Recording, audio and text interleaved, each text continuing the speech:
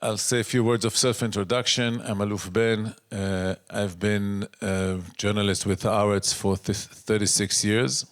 And before that with Haaretz, there was a kind of weekly affiliate of Haaretz in the Tel Aviv area. As writer, I covered the diplomatic beat, which in Israel is a triangle of war, peace, and politics, and diplomacy. During the peace process, and when Dan Meridor mentioned the Camp David conference, I was there with him covering it from the outside. I was there when Ehud Barak declared there was no partner for peace, a very sad moment. And then in the current job, it's my 15th year as editor-in-chief, where we have a dual mission. One, like any other newspaper, news organization, they call it today editor around the world. The shift from this to this has profoundly changed our profession. And you always need to keep up because there's some new technology, some new social networks, some new, now it's AI. You must keep up in order to be relevant to a younger generation and to even to the more veteran readers. You know, we all have iPhones. And the other issue is the specific, particular, and I say proud journalistic mission of Haaretz as the voice of liberals and progressives within Israel who support democracy, human rights, civil rights, and in the context of the Israeli-Arab conflict. We have been, for years, the only ones who reported about the abuses of Israeli occupation in the West Bank and Gaza. And in the past 2 years, we have been the only ones reporting, not from the ground, we don't have reporters in Gaza, but reporting on what's happening in Gaza. We talk to Palestinians, we rely on international media, but the rest of the Israeli, at least the Israeli Hebrew media, the media catering them for the majority of Hebrew speakers in Israel, shies away from it. They barely report what's going on in Gaza. To the extent they do it, it's through the framing of some anti-Semitic propaganda spread by hostile media around the world to support Hamas. We don't think it's the case. We think that if you cover a war, and I'm saying it now professionally, even before talking about politics or ideals, professionally, when you cover a war, you have to tell what's going on either side and not just portray a unilateral portrait of the war. And most of the Israeli media is simply self-censoring itself. It's not because of government pressure. There has been government pressure on Haaretz. They threatened us with boycott. We keep on doing what we're doing, and we feel it's important. It's it's the most challenging. Professionally, it's obviously the most challenging period for anybody covering it, and for me as well. And this is where we are today. So, just ask me anything. The reality in Israel since October 7 is that a lot of the people moved to the right. Yes. And there was a lot of loss of trust in the Palestinians, etc. Now also given what Dan Meridor said, that the Oslo talks failed because they wanted to go back to 48, not to 67. So my question is, why does what's considered the left, why doesn't the left, why can't the left relate more to the fears of a lot of Israelis, even those who were on the left and moved right? Why? It's really a PR and branding issue, but I think it's crucial that to connect with the fears of Israelis. And like even using the concept of two-state is very challenging for a lot of Israelis to understand that it's not realistic. So why can't the left position it more like acknowledge the fears, acknowledge the difficulties, acknowledge the challenges that a lot of Palestinians really want to go back to 48, but we want to go back to 67. Why can't we be more astute in terms of PR? Well, I think it runs deeper than PR. I agree with you that most important challenge, not just to the left. You can call it the left. You can call it the camp of change. You can call it the anti-Netanyahu. You can call it opposition. You can call it by any name. Its main challenge since October 7 is the fact that the majority of Jewish Israelis support the war in Gaza and support what they see in Gaza, and according to polls, also support the expulsion of Palestinians from there. And clearly, it's a challenge to speak the other way. Now, I'm not a political leader. I'm not running for election. But I think and I don't think that the left ignores the fear of Israeli Jews after what happened on October 7. But I think that and that's why the leader of the left is Yair Golan, who is here, who's not exactly, he did not spend his life as a social worker, community organizer, or delivering flowers in Gaza. He was a fighter, and he rose almost to the top rank in the IDF. And even on October 7, he went on. He had no arms. He went on to his old base, got an M16, and went to save lives. So I think this is. Well, people on the right, clearly they have on the Netanyahu camp, they want to delegitimize everybody. They call him extreme left, and they call Naftali Bennett was just remember, a decade ago, Naftali Bennett was the Ben Gvir and Smotrich outflanking Netanyahu from the right, and so was Lieberman, and so was Arik Sharon back in the days with Netanyahu and Shamir. But they call Bennett leftist and traitor as well. It doesn't matter what they call. But I think the main challenge for those who want to replace and succeed Netanyahu is to find a unifying vision beyond just caring for democracy and for the state institution and for the independence of the judiciary or the independent opinion of the military that are under attack.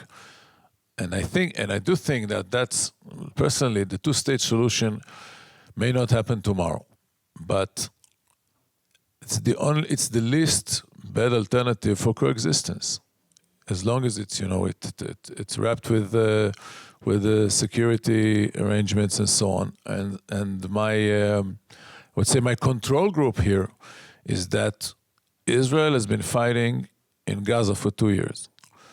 Israel fought in Lebanon, in Syria, in Iran, now in Qatar. And one of those forces in the Arab world that cooperated throughout that period with Israel on security has been the Palestinian Authority. There are a lot of security issues in the West Bank.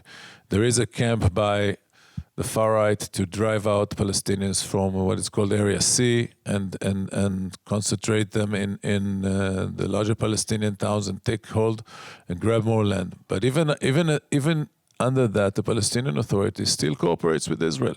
Does it mean that Palestinians forgot about 1948? No, you can't say that. When I entered the hall, I saw on the walls, I don't know if that's kind of I know that's that way in Australia, I don't know if that's the way in Canada, recalling the native nations that were here before Canada. So that happened, I don't know, 300-400 years ago. People don't forget, but it doesn't mean they can't coexist.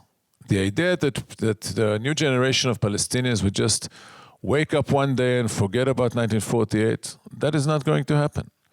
I think, and I wrote it in the past, that the Jews in Israel should have better understanding of what happened in 1948, because then otherwise it would be more difficult for them to understand the other side.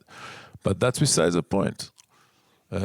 Camp David failed for many reasons, but I think the main one was that Ehud Barak, with all his daring, did not have enough public support on the way there. His coalition collapsed way before, and Clinton was already on the way out, and Arafat was not in any mood to compromise, and that's why it failed, and it's a tragedy. Carol Alden. I just wanted to express gratitude on behalf of all of us for you being here and for Haaretz and the heroic journalism in general and over the last couple of years. I think you've given so many of us in the diaspora community. And you live here in Toronto? I live here in Toronto. I have Israeli citizenship, and I'm organized the Canadian Friends of Standing Together here in Toronto and across Canada. I think Haaretz has given many of us a way to still feel connected to the people on the land and to see the Israel that we're fighting for. So I just wanted to thank you very much for all of your work with that.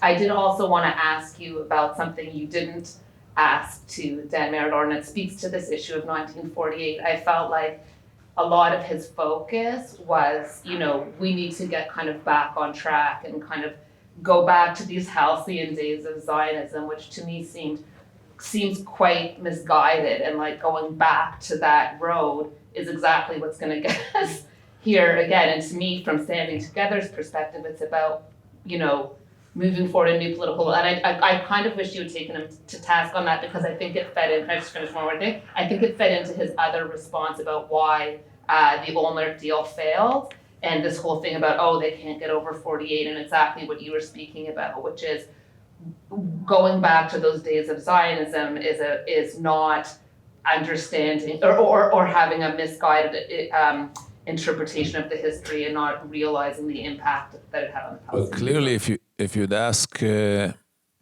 won't say any, but many of the Israeli Palestinian citizens about 48, to them it's not a moment of greatness, but a disaster, a Nakba.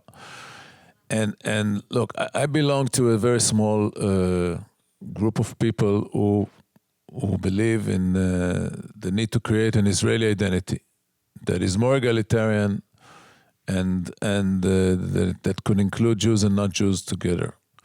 And but it's as you mentioned, it was a hard sell before October 7, and it's even a harder sell today. When the Supreme Court in Israel, you have the Ministry of Interior has a nationality. So I think they recognize 134 or 135 different nationalities in your registration, your personal registration there.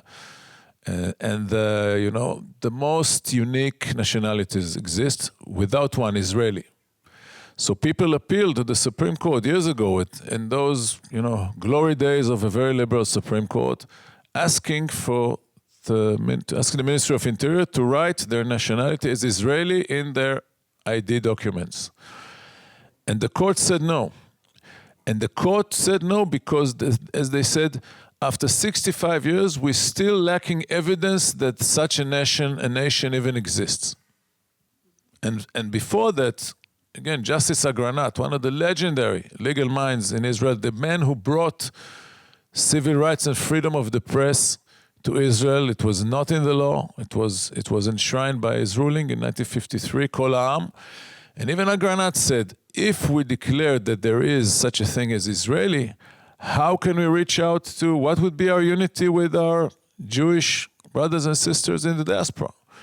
So it's what you said, and standing together definitely is one of the most visible and daring opposition and protest groups in Israel. And they actually try to reach out and be that kind of egalitarian organization. But it's a hard sell. So it's still the case? There is no Israeli nationality? No. There is Israeli citizenship, but when you say what is your nation, you can be Jewish, you can be Arab, you can be Druze, you can be Abkhazi, I think, you can be Assyrian, and even Tuvalu, but not Israeli. I want to ask you a question in your journalistic, from your journalistic perspective, rather than policy. The voice of Palestinian Israelis. Where do they get their news? How are they expressing themselves? Is there no daily? We know there's no daily paper, right? And what's Haaretz's role in giving voice to the Israeli Palestinians, Israeli Arabs, whatever you want to call them, which they don't have right now? Well, they don't. Well, so where is their voice, and how can we hear it? Well, first of all, there are several radio stations and news channels and online channels serving that community, be it Panet that is more commercial, or Radio Nas, or Radio Shams. They don't have a newspaper, but there was never the daily newspapers or newspapers in Arabic in Israel belong either to political parties or to the government. But that was years ago. Look, what we did in Israel for many years, Amos Shokin, our publisher, used to tease us and ask, how come we don't have Arab reporters? And he said, not just covering. We had one or two covering Israeli Arab affairs. He said, no, not just covering their own community, but covering sports and business and what have you. And several years ago, we launched a project called Haaretz 21. And then we analyzed the situation. The situation is that most newsrooms in Israel are manned by, especially at the editorial editing level and production level, by people who graduated from IDF radio. Because this is the biggest journalism school in Israel, where you get people when they're 22 with 4 years of experience, having the entire government senior echelon in their Rolodex, the cell phone, etc. So if you want to, and those people who don't serve in the military, like ultra-Orthodox or Arab, they cannot pass the bar because they miss all that experience. So we realized that we need to recruit actively. We did it several years before. I started in the opinion section to have Arab opinion writers. But then we launched this class or special course for people from the Arab society, and we reached out actively. We found people on Facebook with writing good posts, etc. And I think 20 people attended that seminar, and we eventually recruited 5 or 6 for full-time positions. And if you sort of and then it went on organically. Because what we call a friend brings a friend. But then when people see that the glass or concrete ceiling is broken, they are more daring and have more initiative. And if you saw, one of them appeared on the video. Naram, who covers the Middle East for our English language editorial staff, and she did a lot of reporting from Gaza, calling people there. So when the war came, this became an invaluable asset for us, because we had a group of Arabic speakers who have not been trained by intelligence or by the security service to interrogate Palestinians, but they are Palestinians themselves, so they had way more access and ability to cover the story. We have one reporter, Shirin, who, besides covering Gaza, she covers Arabic culture for us throughout the Arab world. So we have these voices. In tomorrow's paper, we have an op-ed by Ahmed Tibi. I'm an Oda's partner in leading Hadash Ta'al. So if you read Haaretz, you hear these voices. Not so much in mainstream media, where they have in Channel 12, the most important media, on Friday night in their main news roundtable, which again, it's Friday night, so all the religious viewers are not there. So they had Muhammad Majadle, whose cousin actually writes for us, Hanin Majadle, and they took him off the screen. Once the war began, he was taken off the panel. Because they didn't want to hear what he had to say. But at the same time, on Channel 11, the public broadcaster, their diplomatic correspondent, is a Palestinian, not even from Israel per se, from East Jerusalem, whose father was a truck driver or something like that, and he struggled his way to become a very front person in the public broadcaster. So it's happening. Too slow and too little, in my opinion. But once we decided to do that, so you can say Haaretz 21 was a great success. You can criticize it by saying why Haaretz 21 and not 20, 19, 17. I don't know. We both are right. We have an Arab section in our website. we might, well, it's easier said than done. Investing in media is not the best investment these days, and so we might expand it in a way. But I don't believe that we launch a full-scale, not newspaper, but even a news site in Arabic. I have the microphone. Hi, Amy Matchin. I lived half my life here, half my life in Israel. Two related questions. One is, are you concerned about the integrity of any upcoming elections? And the second is, what do you think of the idea of recruiting Israelis abroad who have the right to vote in Israel to return in order to vote? Well, I'm worried about the integrity of the elections. We just published today an investigative story about how a network of bots using AI and so on and fake identities is built in Israel in the exact same model that was used in Romania several years ago to twist the election. But I must tell you, and I wrote an op-ed about it. I'm no less worried about Netanyahu winning the election legitimately and therefore gaining more legitimacy for moving full speed ahead or double speed ahead with his plan for autocracy and theocracy. And part of that relates to your second question, and part of that is, there is no exact number, but let's say a ballpark number of 100,000 Israelis who have left since the last election. Most of them, I know about 10 families like that. And I think only one came back from sabbatical. And these people who belong to the liberal side of Israel, and these people escaped not just because of the war, but also because of the fear for their ability to live their liberal lifestyle in a country that's becoming more and more religious and more nationalist. That might be a big help to the Netanyahu base, which is demographically growing much faster. And so if these people, or some of them, come back to vote, it might make a lot of difference. I've got the mic here. Maybe just pass it among each other so that I don't have to be the nasty judge denying the rights. Okay. I just want you to address the lack of imagery on media in Israel when it comes to the major networks of what's going on in Gaza. And I think you tried to raise that with Dan Maridor, and he kind of deflected the question. Well, he's not the editor of Channel 12, so... That's true.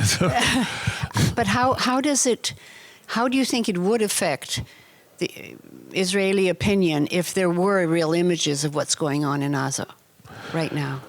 Well, first of all, the decision not to air from Gaza is totally the decision of the editors or managers or executives in the main TV channels. So we have Channel 14 that is Fox News, Bibi's channel.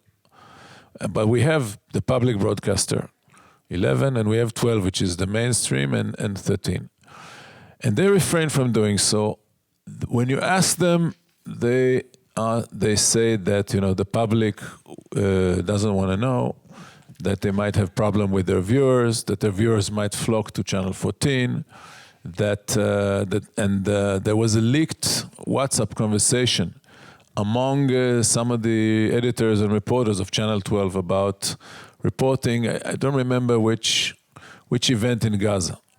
And the editor was saying no, move on to the next thing. We really don't need to hear about that. So to the extent that they are broadcasting about Gaza, it's framed in two ways. One is occasional videos of Palestinians saying bad things and bad-mouthing Hamas, and the other is through quoting from the foreign media and Western media, But then it's always with the undertone that, you know, these are anti-Semites and it's just Hamas propaganda. And that was especially evident when there were news about starvation, and which were denied by the Israeli government, who said it's all Hamas propaganda. And then they found this poor kid was sick, not only starving, but also sick, as if sick children don't deserve to eat. Or in that case, I think he even needed special diet which you couldn't get. And we were the only ones reporting about that, not just quoting from foreign media, but also calling people in Gaza, giving videos and video interviews with medical professionals trying to save people suffering from malnutrition in Gaza. We got some heat about it, but I think it was one of the most important contributions of us to the coverage. What would have happened if this would aired on Channel 12? Some people would be appalled and worried about the morality of Israeli actions. Others might be, you know, happy about it because, you know, the thinking that the Palestinians deserve whatever they're getting because they started it. They assaulted Israel on October 7. They murdered, they raped, they looted, they massacred, and therefore they had it coming. So Israel bears no more responsibility to whatever is happening, all the way to driving them out of Gaza to South Sudan and Ethiopia. So you were at Camp David, right? Yes. There's a legend that I want you could help with. The story is that the Secretary of State, whatever her name was, Madeleine Albright.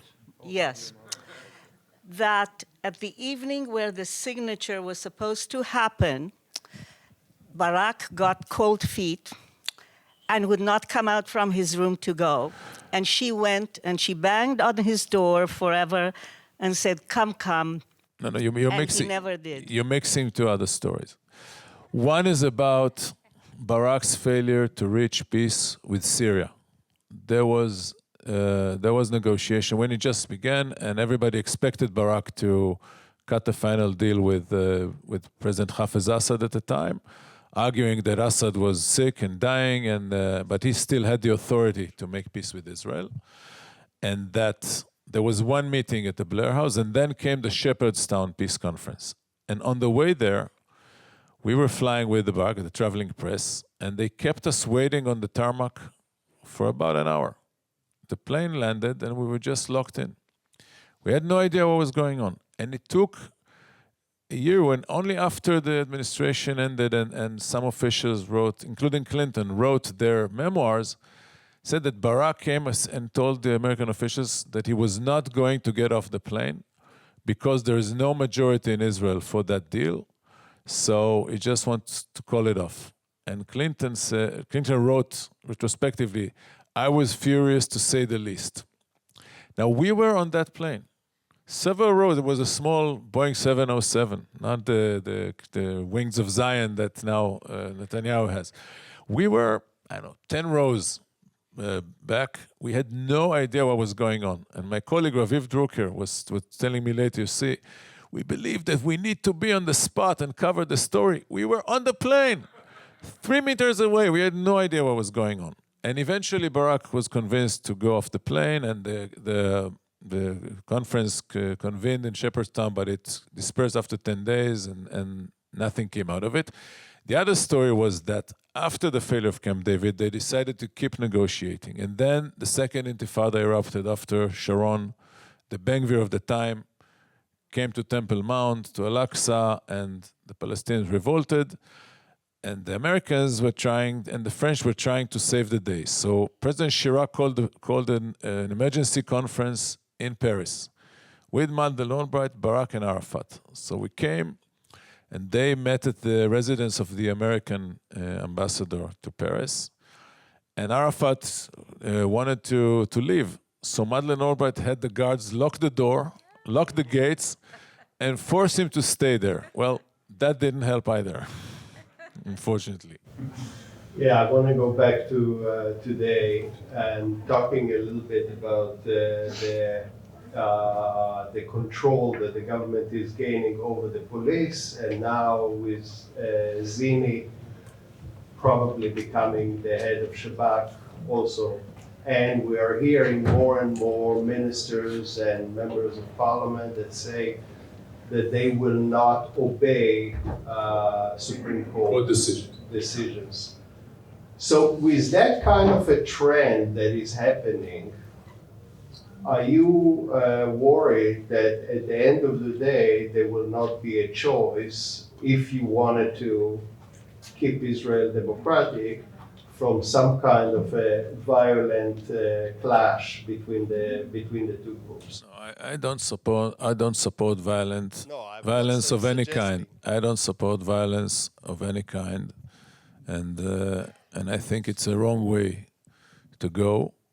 I think we should fight for democracy, and again, we can debate to what extent Israel was really a full democracy with the occupation and all that, but even to the extent that that democracy and civil rights existed in Green Line Israel, we need to fight to gain it back, but not with violence. And clearly, one of the main thrusts of the Netanyahu government, besides the destruction of Gaza, and to some extent even more important to them, is the destruction and diminishing of any independent authority that has any rule in the Israeli system. And in that respect, October 7 was a boost. Why? Because for many years, by the way, that was also the argument from the left for many years, not just the right, the military had enormous clout in Israeli policymaking over war and peace. And whenever the chief of staff, any chief of staff, had a clash with the defense minister, the public always sided with the uniformed person rather than the politician. Now, when you look at Netanyahu's entire political career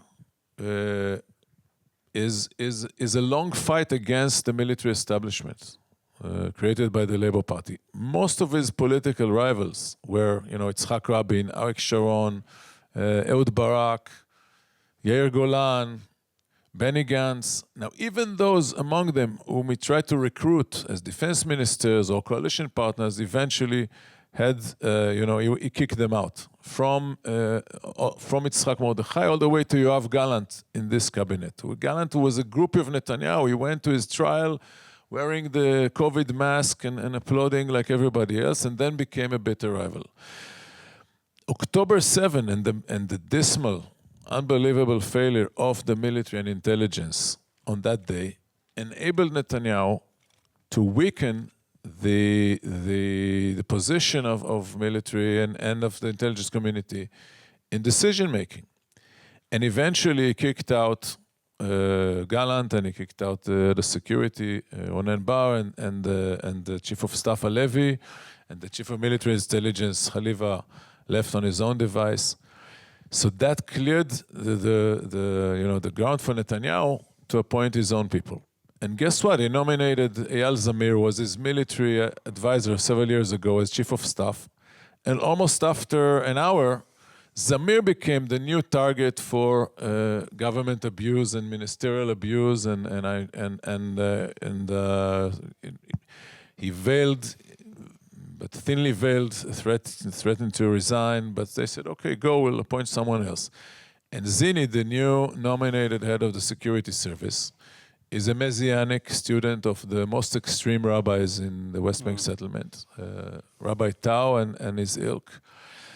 And his wife wrote a book supporting atrocities in Gaza. His brother is heading a team of volunteers raising houses in Gaza.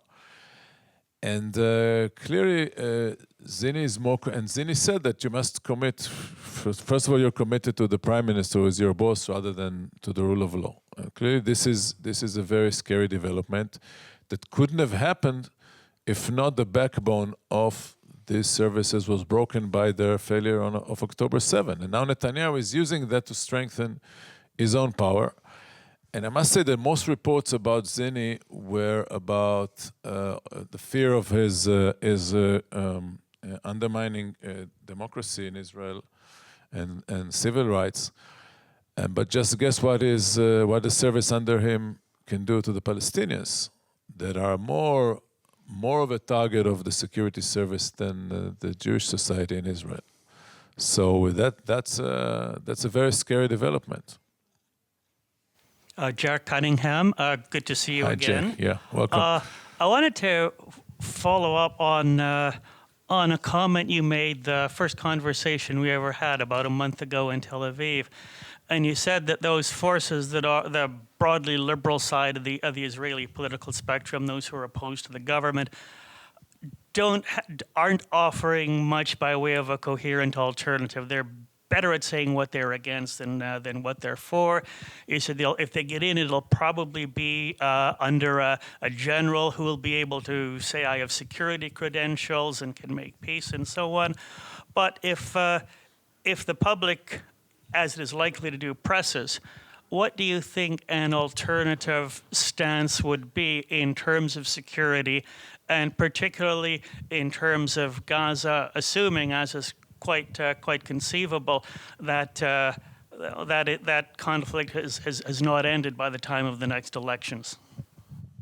Well, just as I asked Dan Meridor earlier, what would be the vision? I think that one of the main problem of the non-Netanyahu camp is the lack of a unifying vision, because you have people there who are extreme right-wingers like Bennett and Lieberman, whose problem with Netanyahu is more personal and regarding his personality cult and leadership style, and autocratic tendencies than anything, than his policy. I don't think they oppose what they see in Gaza, and if they do, they hide it. Then you have people like Gantz and Lapid, who have different ways of looking at it, and Golan, and then you have the Arab parties, Mansour Abbas and Hadash Ta'al, obviously oppose whatever the Zionist parties call security. So it's very difficult to unify that camp. And Netanyahu, who has a knack for breaking apart opposition parties, could definitely use that in an election.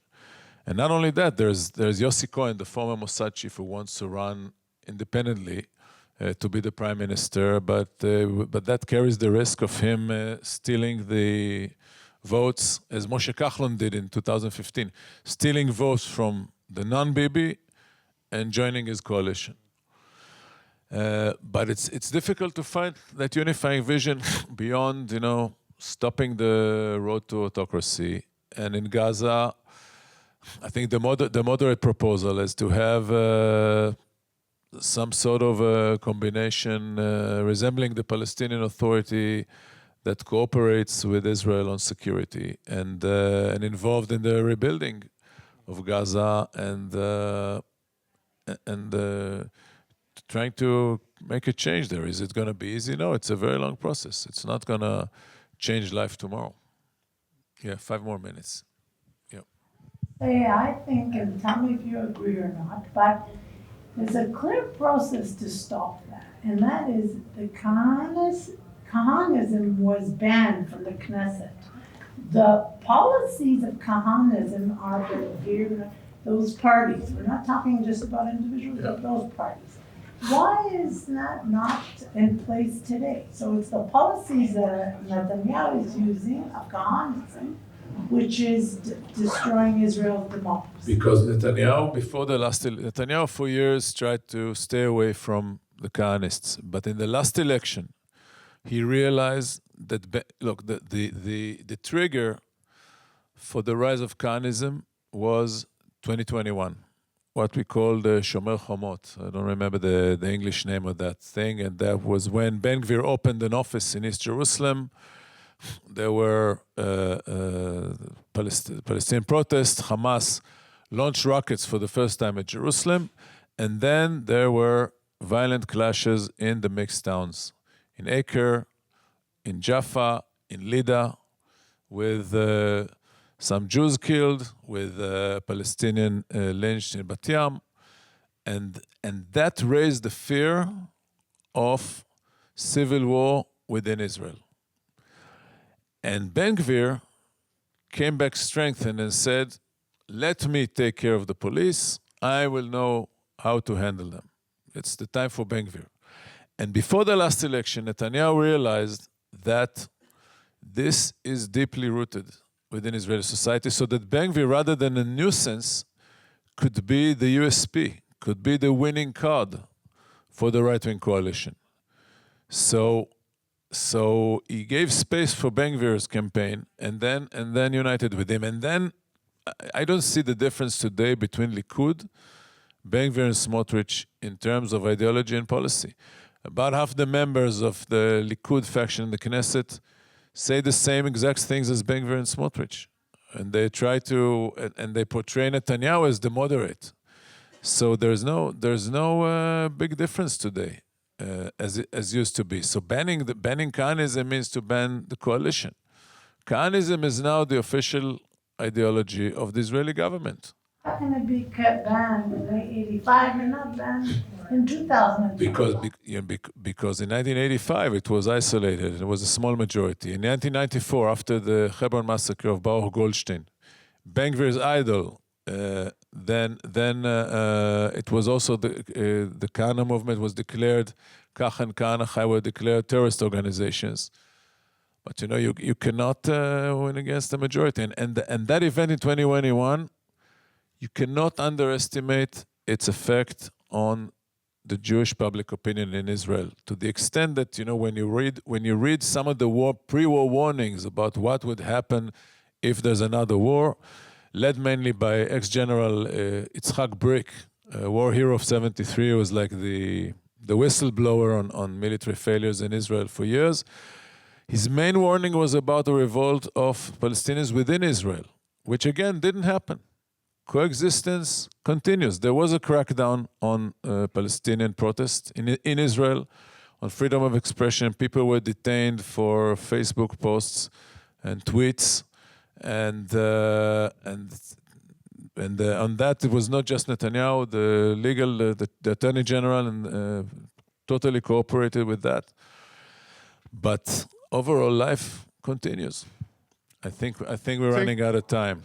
Are you worried for the future of Haaretz and of freedom of press in Israel? And what do you think? I'm worried, and we're fighting to keep it every day, to sell more subscriptions, to be more relevant and more interesting to our readers, not just on Gaza, but also in games and cultural stories. Less so in the English edition, which is more focused on war and peace. Naturally, Hebrew language culture is alien to most of our readers in the global arena, but yes, I'm worried, and they're threatening it publicly. I don't need to be inventing anything. Minister of Communications Kari would like to see us all locked up. Hi, I'm Bob Cates with the Canadian Friends of Peace Now, and of course, our raison d'etre is a two-state solution. What do you think would have to happen to bring about a two-state solution, if it is, in your mind, possible? Like all previous peace treaties, not just in the Middle East or in Israel, but in the entire world, war fatigue. Unfortunately, because I'm old enough, I'm 60, I'm old enough to remember as a kid the Yom Kippur War and its devastation. Remember, in 3 weeks, Israel lost many more people than it had lost in the 2 years of its longest war now. And there was economic devastation, international isolation. And then, as Dan Meridor recalled, Begin came and made peace with Egypt. And it passed because people were fatigued. They did not want to go to another war. And usually that precedes peace. And the tragedy of Camp David was that it was surpassed by the Second Intifada, which cost lots of lives on both sides. And that ended in the Gaza disengagement, but that wasn't peace. We supported it. Now the bon ton in Israel is to say that the Gaza disengagement was wrong. No, it was not wrong, but it was mishandled. And there were those people, like Akiva Eldar, my colleague at Haaretz, who used to write all the time that Sharon was making a big mistake or deliberately not engaging the Palestinian Authority in the taking over Gaza, and that unilateralism would eventually explode in our faces, which unfortunately has happened and is still happening to this day. And ramping up settlements in the West Bank at the same time. Yes, and that never stopped. That never stopped, and it only became more aggressive and violent under the Netanyahu-Smotrich government. Is there? Yeah, I think we're running out of time.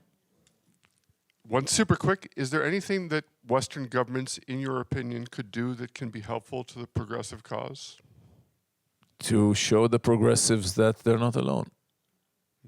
It's important because remember the main tailwind for the Netanyahu government today is Donald Trump, with his full support for whatever Israel is doing. It's not new. Well, you know, Netanyahu is trying to show that Biden was in position and embargoed Israel. This is nonsense. Historically, since 1948, the U.S. successive administrations have given Israel quite a free hand on the Palestinian side and exerted more control over Israeli moves in the wider Middle East. Just like now, the same Trump called Israel to turn back its planes when they were on the way to go on toppling the regime in Iran, quote unquote, and Israel obeyed. But in Gaza, it's carte blanche. And so it's more difficult for the liberal governments to show their support and not appear to be anti-Israel and so on. Is Connie's statement helpful about saying that he's going to recognize a Palestinian state? Well, we at Haaretz support it, but we're in minority, as we said. Thank you all. Time for lunch.